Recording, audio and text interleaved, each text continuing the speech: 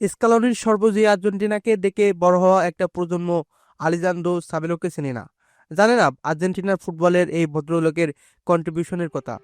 অথচ লিওনেল মেসির প্রথম বিশ্বকাপ জয়ের খুব কাছাকাছি গিয়েছিল এই ভদ্রলোকের কারণেই। হিগুইন সেদিন গোলের মিসের মহড়া শুরু না করলে হয়তো সেই 2014-তে মেসির হাতে বিশ্বকাপ উঠত।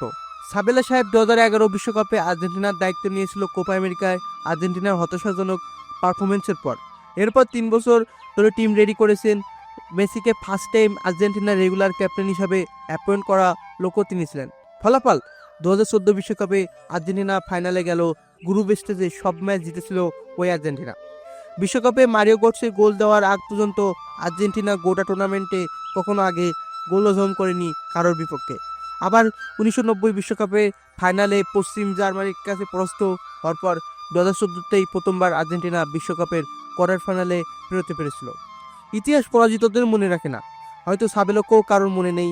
এই যে গতকাল ভদ্রলোকের মৃত্যুদিন ছিল, তাকে স্মরণ করতে দেখলাম না। মেসির ন্যাশনাল ক্যারিয়ারে যে 3জন ইম্প্যাক্ট কোচ আছেন তাদের মধ্যে সাবেলো একজন।